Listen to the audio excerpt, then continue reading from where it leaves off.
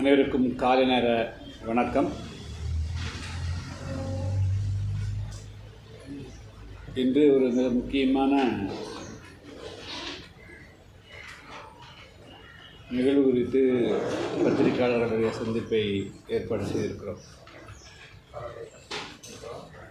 தமிழகத்தில் திருநெல்வேலி மாவட்டம் மாஞ்சோலை, கோயம்புத்தூர் மாவட்டம் வால்பாறை முடிஸ் மற்றும் நீலகிரி மாவட்டம் குன்னூர், கோத்தகிரி, கூடலூர், திண்டுக்கல் மாவட்டம் ஹைவேவிஸ், சேலம் மாவட்டம் ஏற்காடு உள்ளிட்ட 5 மாவட்டங்களில் நான் குறிப்பிட்ட பகுதிகளில் ஏறக்குறைய 200 வருடங்களுக்கு மேலாக தேயிலை, காப்பி தோட்டங்கள் உருவாக்கப்பட்டு அதில் ஏறக்குறைய 10 to 15 லட்சம் தொழிலாளர்கள் பணிபுரிந்து வருகிறார்கள். இதில் தேயிலை தோட்டம் திருநெல்வேலி மாவட்டம் அம்பாசமுத்திரம் அருகே இருக்கக்கூடிய களக்காடு மொண்டந்துறை வனப்பகுதியில் அமைந்திருக்கக்கூடிய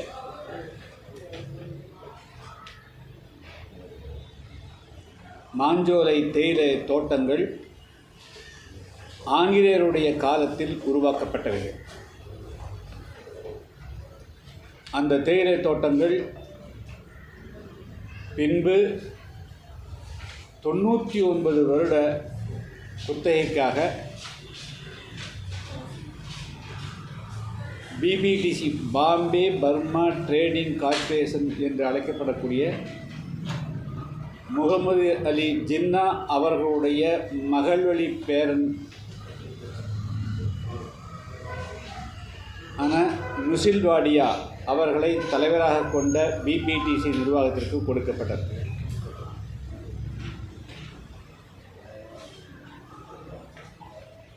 இந்த BBTC நிர்வாகத்துக்கு உட்பட்ட மாஞ்சோலை தேயிலை தோட்டத்தில் 2500 தொழிலாளர்கள் நிரந்தர தொழிலாளர்களாகவும் 5000 to 7000 பேர் பகுதி நேர தொழிலாளர்களாகவும் பணிபுரிந்து வந்தார். ஆனால் அவர்களுக்கு சம்பளம் மிக குறைவாக கொடுக்கப்பட்டது. 1951ஆம் ஆண்டுக்கான தேயிலைத்தோட்ட தொழிலாளர்கள் சட்ட விதிமுறைகள் எதுவும் அமலாக்கப்படவில்லை.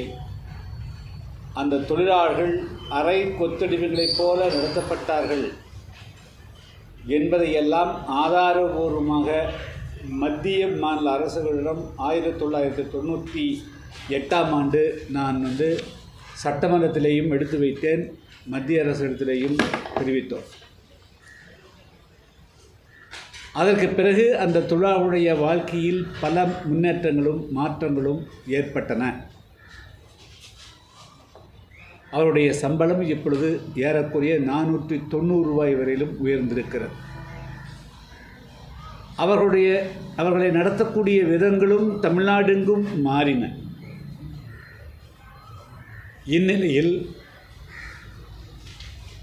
இப்பொழுது அந்த மாஞ்சோலை தேயிலை தோட்ட தொழிலாளர்களுடைய வாழ்வுரிமையை கேள்விக்குறியாக்கக்கூடிய வகையில் விருப்ப ஓய்வு என்ற பெயரில் அங்கு பணிபுரியக்கூடிய 1000க்கு மேற்பட்ட தொழிலாளர் குடும்பங்களை சேர்ந்தவர்களை கட்டாயப்படுத்தி கையெழுத்து வாங்கி அந்த நிர்வாகம் அனைவரையும் வீட்டுக்கு அனுப்பக்கூடிய நடவடிக்கையில் இறங்கியிருக்கிறார். இன்று தேதி ஜூன் மாதம் 14ஆம் தேதி. இன்றோடு அங்கு பணிபுரியக்கூடிய அனைத்து தொழிலாளர்களுக்கும் வேலையை நிறுத்திவிட்டார். அவர்களை அடுத்த 45 நாட்களுக்குள்ளாக அந்த மாஞ்சோலையிலிருந்து அவருடைய இருப்பிடத்தை காலி செய்யவும் அந்த நிர்வாகம் வற்புறுத்துகிறார்.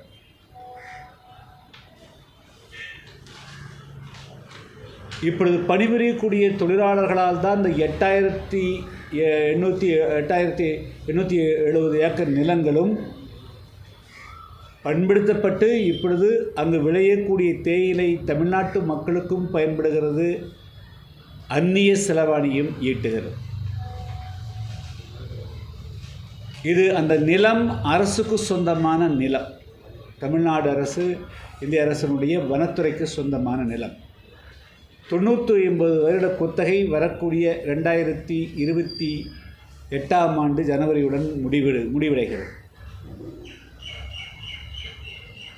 அந்த நிர்வாகத்துக்கான ஒப்பந்தம் முடிவடைகிறதே தவிர அங்கு இருக்கக்கூடிய தொழிலாளர்களை அதன் காரணமாக காட்டி நிர்வாகம் வெளியேற்றுவதற்கு சட்டத்தில் இடமில்லை. இருந்தாலும் கூட அங்கு பணிபுரியக்கூடிய தொழிலாளர்களை வேண்டுமென்றே பழிவாங்கக்கூடிய நோக்கத்தோடு பிபிடிசி நிர்வாகம் அவர்கள் மீது கத்தியை கழுத்திலே வைத்து சங்க செயினை பறிப்பதைப் போல அவருடைய வாழ்வுரிமையை பறிக்கிறார்கள். அதுவும் 20 வருடம், 25 வருடம், 30 வருடம் பணிபுரியக்கூடிய தொழிலாளர்களுக்கு விருப்ப ஓய்வாக 1 லட்சம் ரூபாய், 50,000, 2 லட்சம் கொடுப்பதாக சொல்லிவிட்டு நேற்று தொழிலாளர்களை அழைத்து இப்பொழுது 25% மட்டுமே கொடுக்கிறோம், நீங்கள் காலி செய்துவிட்டு போங்கள், பின்பு அனுப்பி வைக்கிறோம் என்று அதிலேயும் ஒரு மோசடி நடக்கிறது. நான் இவைகளையெல்லாம் குறித்து தமிழ்நாடு முதலமைச்சர் அவர்களுக்கு விரிவாக ஒரு கடிதம் எழுதியிருக்கிறேன்.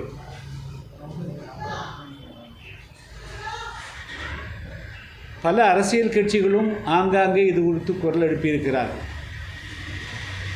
1965களில் இலங்கையில் தேயிலைத் தோட்டங்களில் பணிபுரிந்து கொண்டிருந்த நம்முடைய தமிழகத்தை சார்ந்த பல்லாயிரக்கணக்கான பேர் குடியுரிமை நீக்கப்பட்டு கப்பலாக அவர்கள் தமிழ்நாட்டுக்கு திருப்பி அனுப்பப்பட்ட போது அவர்களுக்கு நீலகிரி மாவட்டம் கூடலூர் பகுதியில் தமிழ்நாடு தேயிலைத் தோட்ட கழகம் என்று உருவாக்கப்பட்டு அவர்களுக்கு வேலைவாய்ப்பு வழங்கப்பட்டது.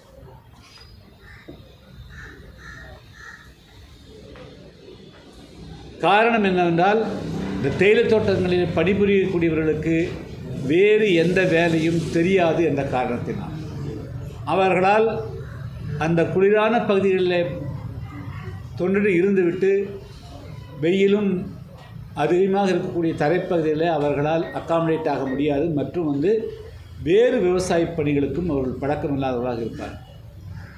எனவே அவருடைய வாழ வைப்பதற்காக கூடலூர் பகுதியில், நீலகிரி, ஊட்டி, கோத்தகிரி பகுதியில் தேயிலைத் தோட்டங்கள் உருவாக்கப்பட்டன. அதேபோல் வால்பாறையிலும் டேன் டீ என்ற பெயரில் தமிழ்நாடு தேயிலைத் தோட்ட கழகம் உருவாக்கப்பட்டு இலங்கையிலிருந்து வரவழைக்கப்பட்ட தொழிலாளர்களுக்கு உங்கள் வேலைவாய்ப்பு வழங்கப்படுகிறது. இப்படிப்பட்ட சூழலில் தமிழ்நாட்டில் இலங்கையில் ஏற்பட்டதை காட்டிலும் ஒரு மோசமான நிலைமை இப்பொழுது பணிபுரிந்து கொண்டிருக்கூடிய தொழிலாளர்களை அவர்களுடைய தொண்டு இருக்கக்கூடிய 4-5 தலைமுறை இருக்கக்கூடியவர்களை வெளியேற்றக்கூடிய ஒரு மோசமான நடவடிக்கை இருக்கிறது. எனவே தமிழ்நாடு அரசு, தமிழ்நாடு முதலமைச்சர் அவர்கள் இந்த பிரச்சனையில் நேரடியாக உடனடியாக தலையிட்டு அவருடைய வாழ்வுரிமையை பாதுகாக்க வேண்டும். பிபிடிசி நிர்வாகம் 1990களில் எப்படி தொழிலாளத்திலே ஈவிரக்கமற்ற முறையிலே நடந்து கொண்டதோ அதே போல் அதை காட்டிலும் இப்பொழுது மிக கொடூரமாக நடந்து கொள்கிறார்கள். அவர்களுக்கு குடியிருக்கக்கூடிய பகுதிகளில் குடிநீர் நிறுத்தி விடுவோம், மின்சாரத்தை துண்டிப்போம் என்றெல்லாம் அவர்கள் இப்பொழுது அச்சுறுத்தப்படுகிறார்கள். எனவே இதெல்லாம் அப்பட்டமான மனித உரிமை மீறல். எனவே தான் இப்பொழுது அவர்களை காப்பாற்றுவதற்கு ஒரே வழி, அந்த பிபிடிசி நிர்வாகம் குத்தகை முடிந்தால் அதை தமிழ்நாடு அரசு தேயிலைத் தோட்டக் கழகமே எடுத்து நடத்தி தொழிலாளர்களுடைய வாழ்வுரிமையை பாதுகாக்க வேண்டும் என்பது தான் என்னுடைய மிக முக்கியமான வேண்டுகோள் ஆகும். எனவே இது குறித்து நாளை இன்னும் 2-3 நாட்களில் தமிழ்நாடு சட்டமன்றம் 20ஆம் தேதி கூடவிருக்கிறது. அதில் பிரச்சனையை எழுப்பி இது மாநில அரசுடைய கவனத்துக்கு கொண்டு வர வேண்டும் என்று எதிர்க்கட்சித் தலைவர் அன்பு சகோதரர் எடப்பாடி பழனிசாமி அவர்களுக்கும் நான் கடிதம் எழுதியிருக்கிறேன். அதேபோல் தமிழ்நாட்டில் கூடிய அனைத்து அரசியல் கட்சிகளுமே இதில் அரசியல் பாராது தமிழ்நாடு சட்டமன்றத்திலே குரல் கொடுக்க வேண்டும். அதேபோல் தமிழ்நாடு முதலமைச்சருக்கு இதனுடைய உண்மைத்தன்மையை எடுத்து சொல்லி அவருடைய வாழ்வுரிமையை பாதுகாக்க வேண்டும் என்பதுதான் என்னுடைய வேண்டுகோளாகும். இன்னொன்று அந்த தேயிலை தோட்டங்கள் 99 குத்தகைக்கு அது காப்புக்காடு ரிசர்வ் ஃபாரஸ்ட். 8800 ஏக்கர் நிலப்பரப்பு வந்து 2028 அதுக்கான ஒப்பந்தம் முடிவடையும் என்பது இந்த அரசுக்கு தெரியும், அந்த நிர்வாகத்துக்கு தெரியும். ஆனால் அப்படி இருக்கின்ற பொழுது 2015ஆம் ஆண்டு ஜூன் மாதம் 15ஆம் தேதி அன்று அந்த நிலத்தை 50 கோடி ரூபாய்க்கு ஹெச்டிஎஃப்சி வங்கியில் அந்த பிபிடிசி நிர்வாகம் வந்து அடகு வச்சு கடன் வாங்கிக்கிறாங்க. இதுக்கு உடனடியாக அங்கே இருக்கக்கூடிய தாசில்தார், விஓ எல்லோருமே சான்று அடிச்சிருக்கிறாங்க. அரசாங்கத்துக்கு காப்பு கார்டுன்னு தெரிஞ்ச பிறகும் அது உரிமையாளர் அவர்கள்னு சொல்லிட்டு கொடுத்துக்கிறாங்க, அது சர்டிஃபிகேட் கொடுத்துக்கிறாங்க. அங்கே இருக்கக்கூடிய பதிவாளர் வந்து அதை பதிவு பண்ணிக்கிறாங்க அந்த அடமானம். ஸோ இப்படி வந்து பல வகைகளில் வந்து அத்துமீறல் நடைபெற்றிருக்கிறது. அதை வந்து இதன் மூலமாக வந்து அந்த நிலத்தை தொழிலாளர்கள் வெளியேற்றி விட்டு மீண்டும் தொடர்ந்து பிபிடிசி நிர்வாகமே அந்த 8000 ஏக்கரின் தன்னுடைய கைவசப்படுத்தி கொண்டு வேறு ஏதோ தவறான செயலில் ஈடுபடுத்துவதற்காக அந்த தேயிலை தோட்டங்களை பயன்படுத்துவதற்குண்டான ஒரு சதி இருப்பதாகவே நான் வந்து கருதுகிறேன். எனவே முதல்ல தமிழ்நாடு அரசு தேயிலை தோட்ட கழகத்தின் வாயிலாக அந்த ஒட்டுமொத்த தேயிலை தோட்டங்களையும் மாஞ்சோலை தேயிலை நடத்த வேண்டும், அவர்களை பாதுகாக்க வேண்டும் என்று நான் கேட்டுக்கொள்கிறேன்.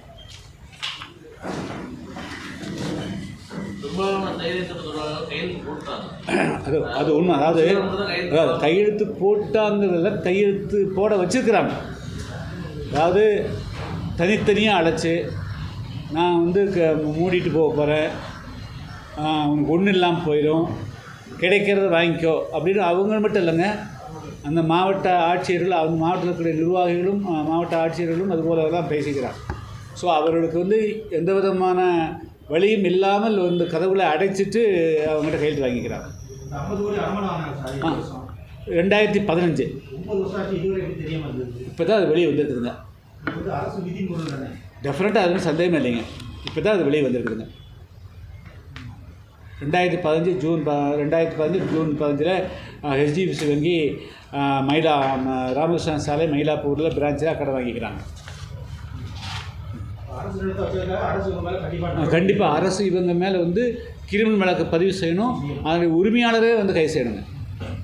நான் வந்து அந்த பணம் யாருடைய பேருக்கு போயிருக்குது, அந்த 50 கோடி ரூபா அப்படிங்கிறதுலாம் வந்து ரைட்டு கேட்டிருக்கிறோம். ஏன்னா இப்போ தான் வெளியே வருதுங்க. இப்போ தமிழ்நாடு அரசு தெரிஞ்ச பிறகு சப்ரிஜிஸ்ட்ரார் மட்டும் பண்ணிக்கிறாங்க, தாசில்தார் சர்டிஃபிகேட் கொடுத்துக்கிறார். தாசில்தார் சர்டிஃபிகேட் எப்படி கொடுக்குறதுங்க? லீஸ் முடிய போகிறதுன்னு தெரியும், உங்களுக்கு எல்லாம் தெரியும். அதுபோக அரசாங்க நிலம் இப்போ வந்து நம்ம வீட்டில் வந்து அடமானத்துக்கு வந்து ஒரு வீடு இருக்கிறோம்னா அந்த வாடகைக்கு இருக்கணும்னா அந்த வாடகைக்கு இருக்கிறது குத்தகைக்கு இருக்கிற வீட்டை வந்து நம்ம பேங்க்கில் அடமானம் வைக்க முடியாது, சட்டப்படி வைக்க முடியாது. அது அரசோட நிலம். அதனால் வந்து அது அவங்க மேலே வந்து வழக்கு பதிவு செய்யணும் உடனடியாக. இப்போ எப்படிங்க? இல்லை, அதான் எல்லாமே ஒரு தவறு இருக்குதுங்க. எஸ்டிஎஃப்சியுடைய சட்டப்பிரிவு ஆலோசனை பண்ணிட்டு கொடுமல, இந்த மாதிரி நிலத்தை கொடுக்குறாங்க. 1927 போட்ட ஒப்பந்தத்தினுடைய ஒரிஜினல் நகல் கொடுத்துக்கிறாங்க. அப்போ அது வந்து வேணுமே சட்ட சிக்கலை உருவாக்க வேண்டுங்கிறது உங்களுக்கு நிர்வாகம்னா இவங்க 27 வெளியே போகிறதுன்னு தெரியுங்க. அப்போ போகாமல் இருக்கிறதுக்காக என்ன வழியோ அதெல்லாம் வந்து சட்ட சிக்கலை உருவாக்கி தே வாண்ட் டு கண்டினியூ, அதாவது தொழிலாளர் வெளியேற்றிட்டு அது வேறு ஏதோ ஒரு மிஸ்யூஸ் பண்ணுறதுக்காகத்தான் அந்த பிபிடிசி நிர்வாகம் பண்ணுறது. இதுக்குள்ளே வேறு ஏதோ உள் குத்து இருக்கிற மாதிரி எனக்கு தெரியுதுங்க. எல்லாத்திட்டையும் கையெழுத்து வாங்கிட்டாங்க குருசாமி. ஒரு சிலர் 99.9% கையெழுத்து வாங்கிட்டாங்க. ஆமாம், அது நேற்றே முடிச்சிட்டாங்க. ஆனால் இதை வந்து கட்டாயத்தின் பேரில் பண்ணிக்கிறாங்க. அவங்க யாரும் விருப்பமே இல்லைங்க. விருப்பம் இல்லாமல் விருப்பமாக வந்து அவங்கள கையெழுத்து போட வச்சுருக்கிறாங்க.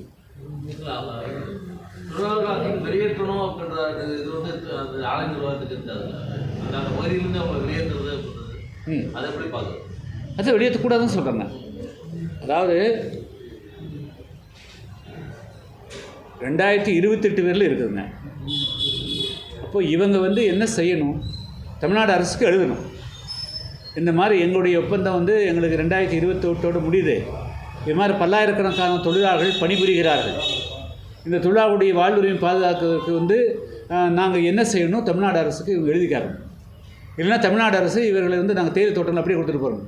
அங்கே வந்து 4-5 தலைமுறைகளாக வந்து கொசுக்கடியில் மிளகுகளுக்கிடையே தேள் கடியில் பாம்பு கடியில் இருந்து உருவாக்கப்பட்ட தேயிலை தோட்டங்களை அழிக்கிறதுக்கு எப்படி தமிழ்நாடு அரசு ஒத்துக்கணும்? அந்த தேயிலை தோட்டங்களை அழித்த பிறகு மீண்டும் உருவாக்குறதுக்கு எத்தனை ஆண்டுகள் ஆகுது? ஒரு ஏக்கர் 2 ஏக்கர் 8873 ஏக்கர் இருக்கக்கூடிய அந்த தேயிலை தோட்டங்களை உருவாக்குறதுக்கு எத்தனை ஆண்டு ஆகலாம்?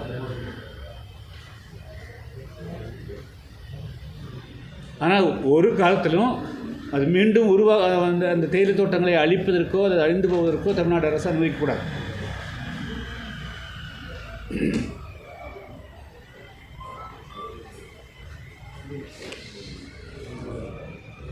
கோயம்புத்தூரில் திமுக 30 நாள் இருக்குது, அதை எப்படி பார்க்குறீங்க?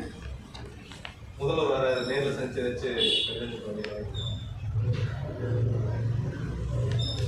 இல்லை, அதாவது நான் கடிதம் எழுதிக்கிறேன். இந்த கடிதத்துக்கு என்ன ரெஸ்பான்ஸ் வரும்னு பார்க்கலாம். அது வர முடியும். இந்த நீட் தேர்வு குளறுபடி இன்றைக்கி இது போட்டுங்க. இல்லை, அது உங்களோட சப்ஜெக்ட் இருக்கீங்க, காலகாலமாக பேசிட்டு இருக்க சப்ஜெக்ட்டு மாத்தொலை மாதிரி அது உங்களோட சப்ஜெக்ட். இன்றைக்கி கொஞ்சம் ஹைலைட்டாக இருக்குன்னு பார்த்தேன். நாளைக்கு பேசுவோம். இன்றைக்கி இது மட்டும், நாளைக்கு வேணும் அறிக்கையாக கொடுக்குறேன். டெப்டாக கொடுக்குறேன். எதுவும் சொல்லி அறிக்கை கொடுத்துக்கிறேன். இன்றைக்கி புதுசாக ஒரு டெவலப்மெண்ட் வந்திருக்குது. அதை சேர்த்து நான் நாளைக்கு கொடுக்குறேம்மா. சரிங்களா? தேங்க்யூ. இது போட்டுங்க. தேங்க்யூ.